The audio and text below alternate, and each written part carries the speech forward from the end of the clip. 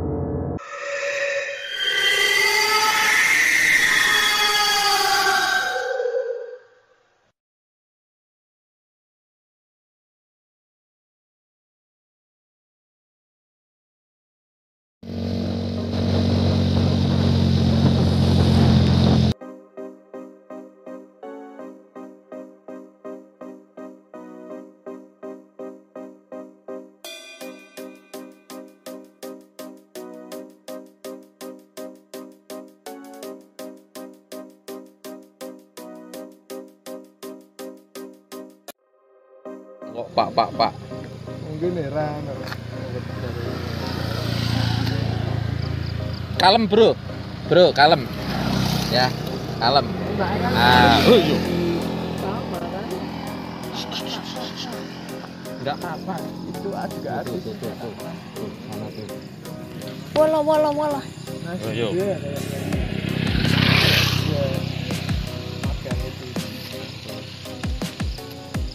Ini kontrak Pak. Jadi kalau rebutan Mas dari saya angkat. Kudune iki nggo panganan melas. Pak Andi nyomot dicong. Sama juga dari kemarin kayak Mau nakal lah, Mo. Pak Andi. Ayo. Pak Andi. Kowe anteng. Dia reaktif terhadap gerak.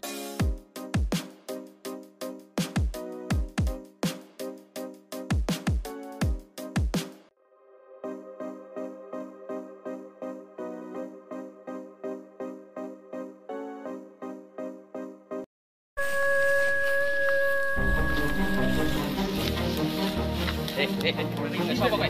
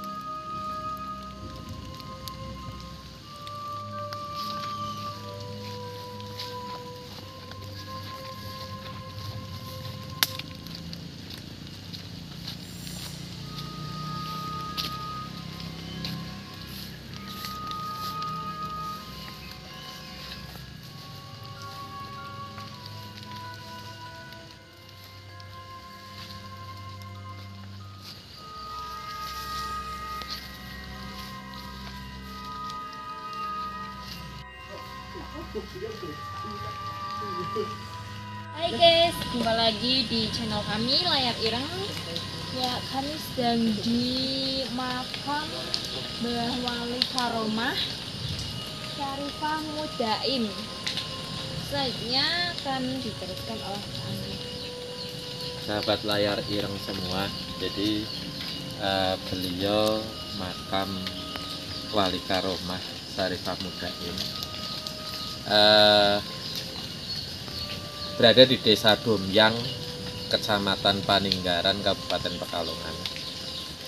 Saya ada hal yang khusus, yang sangat dalam terhadap makam beliau, karena salah satu karomah beliau yang menyebabkan diri saya hadir di dunia ini, ya.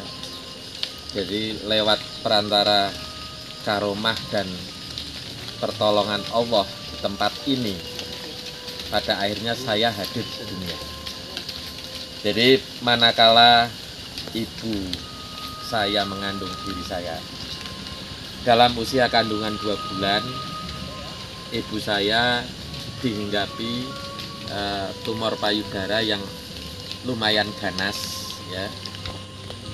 Kemudian oleh dokter harus diambil, dan dengan sangat terpaksa janin tersebut harus digugurkan. Tetapi karena orang tua saya berkeyakinan bahwa kesembuhan itu datangnya dari Allah dan tidak hanya melalui jalan medis saja, akhirnya ayah saya berikhtiar, ya, dengan tanya kiri kanan, dan konon di tempat ini dulu ada pohon benalu teh, ya, yang waktu itu jalannya belum bagus seperti sekarang, masih tempat yang cukup wingit dan lebat, hutan lebat, ya. Jadi ayah saya kesini, ya Caca, ya, kemudian mengambil benalu teh tersebut, dan akhirnya dalam perjalanan pada proses pengambilan tersebut juga terjadi satu peristiwa yang unik, ya. Pada saat mengambil dahan benalu teh itu, mendapat satu dahan, kemudian dilempar ke bawah, mengambil lagi sampai 2, kemudian yang ketiga ini kayak ada yang ngelus pipi nih, ya. Terus almarhum ayah waktu itu meneruskan lagi mau ngambil yang ketiga, kemudian begini. Nah, gitu. Nah, masih berpikir logis bahwa itu mungkin kena dahan, ya, atau angin. Ketiga kali mau ngambil, terus ada tamparan keras, dan setelah itu ayah saya turun. Berarti mungkin dengan 2 dahan yang sudah diraih tadi sudah cukup untuk obat, ya. Kemudian beliau berdoa di makam Nyai Syarifah Mudain untuk mendoakan, ya. Dan setelah rebusan benalu teh tersebut diminum ibu, akhirnya benjolan payudara itu mengempis dan hilang sama sekali dalam waktu kurang lebih 1,5 bulan. Dan check up ke dokter lagi, ternyata sudah betul-betul bersih, dan akhirnya janin yang kemudian setelah itu menjadi diri saya bisa diselamatkan. Nah, itu hikmahnya. Jadi penyakit apapun datangnya dari Allah dan kesembuhannya pun dari Allah, hanya mungkin jalannya melalui ikhtiar yang berbeda-beda. Nah, kemudian saya ketika diceritani almarhum ayah, akhirnya penasaran ingin tahu sosok beliau. Dan luar biasa teman-teman Layar Ireng, ya. Kalau tadi kita ke Pangeran Walang Sungsang, ini disclaimernya kita tidak akan berdebat bahwa beliau adalah keturunan Pajajaran, tetapi kenapa makam beliau di sini sedangkan di Cirebon juga ada, kita tidak akan berdebat siapapun yang benar, wallahu alam, ya, kita tidak tahu. Yang jelas kami meyakini versi kami, silahkan misalkan teman-teman meyakini versi yang lain. Nah, kenapa para leluhur dan sesepuh Pajajaran banyak berada di sekitar Pekalongan, karena sebelah kanan kita Caca itu kota Purbalingga. Nah, Purbalingga itu dulu adalah cikal bakal Galuh Purba. Nah, Galuh Purba atau Sunda Purba itu setelah Salaka Negara ada Galuh Purba, kemudian baru pecah menjadi Kalingga, Tarumanegara, bahkan sampai Kawali dan yang lainnya. Jadi sangat wajar jika Pekalongan yang merupakan tetangga dari Purbalingga ya, ada jejak-jejak sejarah dari tanah Pasungga. Dan beliau ini kalau dalam riwayat putri kedua dari Raja Siliwangi atau Sri Badungga Maharaja. Kerajaan apa, Cah? Kerajaan Pajajaran. Pajajaran, betul. Nah, beliaulah ibu dari Kanjeng Sunan Gunung Jati yang dahulu ketika bersama kakak beliau Pangeran Walang Sungsang berhaji di Makkah, bertemu dengan pemimpin Mesir dan kemudian diberikan nama Sarifah Mudain, kemudian diperistri dan lahirlah 2 keturunan beliau yang akhirnya justru putra tertua setelah sepeninggal pemimpin Mesir tadi tidak berkenan untuk menjadi penerus tahta di Mesir dan akhirnya kembali ke tanah Jawa. Dan entah mungkin beliau menyusul kakanda yang tadi kita tengok makamnya, Pangeran Walang Sungsang atau Pangeran Cakrabuana, atau kalau di Pekalongan disebut Mbah Wali Tandur. Ya, demikian sejarah mungkin yang kita telusur ya Caca ya. Jadi kita tidak ingin berdebat, jadi keyakinan kita mungkin berbeda dengan pemirsa dan yang lain. Semoga menambah apa? Wawasan aja ya. Gitu teman-teman. Lewat mriki mboten nangsal. Mboten nangsal nggih sate, jaman kuno nggih nek payungan mboten nangsal. Terus Mbah Wali niku pripun nggih jaman kuno niku. Lah sakniki pun bebas pun dianu kali nika almarhum. Oh.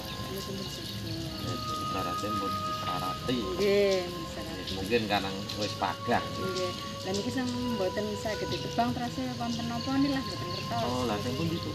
Ya nggih, niki sing ageng niki. Oh. Nggih.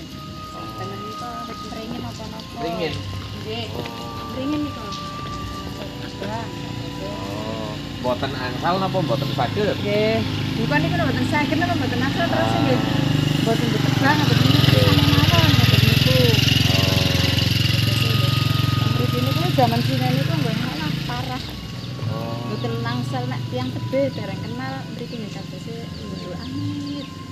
Nggih tesek teng mriki niku kadose nggih amit. Assalamualaikum. Dong lewang-leweng lah. Nggih. Wong nek mriki ki mbak niku mboten wani. Nggih mboten wani. Berarti waune runggut ngono nggih. Nggih runggut wiwitan agung-agung sangat. Dan ini pertama di Holi zaman senian nggih dereng ditebangi nggih mboten nanten sing wantun mlebet mriku nek mboten tiyang kaliyan parakan niku tenan. Inilah Muhaiminan. jadi sudah apa modern sehingga daerahnya sudah cerah, sudah apa ya padang ya teman-teman layar ireng sehingga peziarah pun lebih mudah ya. Waune anu nggih.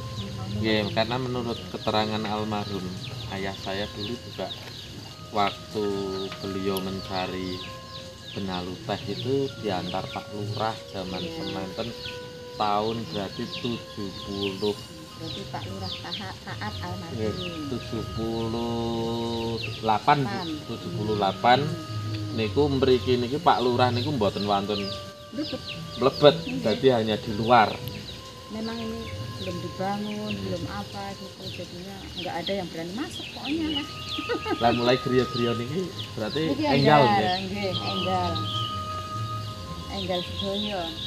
Lah nek ndalu wonten sing tirakat niki mboten. Oh, berarti sekarang sudah jauh lebih terbuka nih. Nggih. Nah, yang terbaru ada base camp Manasuka teman-teman. Manasuka, nggih. Jadi ini Niku, sebuah niku. wisata alam outbound. Coba Mas Adit di shoot.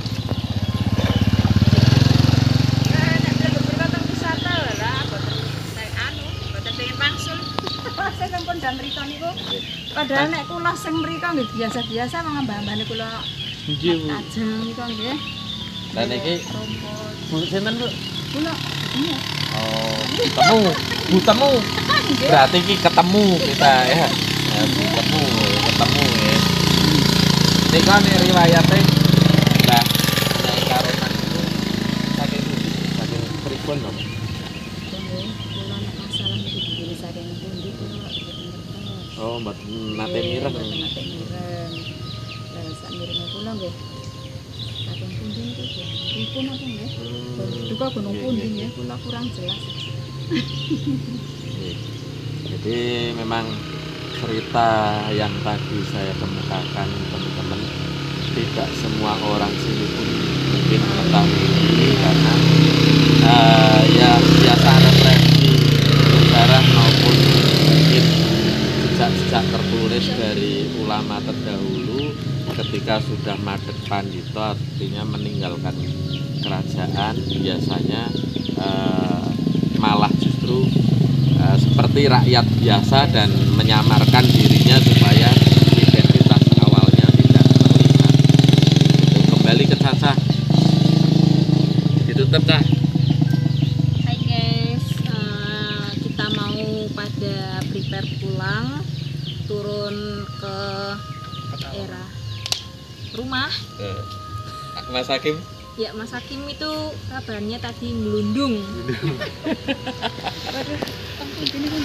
Dan Muriga dan Wali Tanjung. Dan kami ada yang cedera, semoga cepat sembuh Mas Hakim. Terus jangan lupa subscribe, like, dan komen channel kami Layar Irang. Sampai jumpa. Kasih tebe, Bu, nek mana? Assalamualaikum.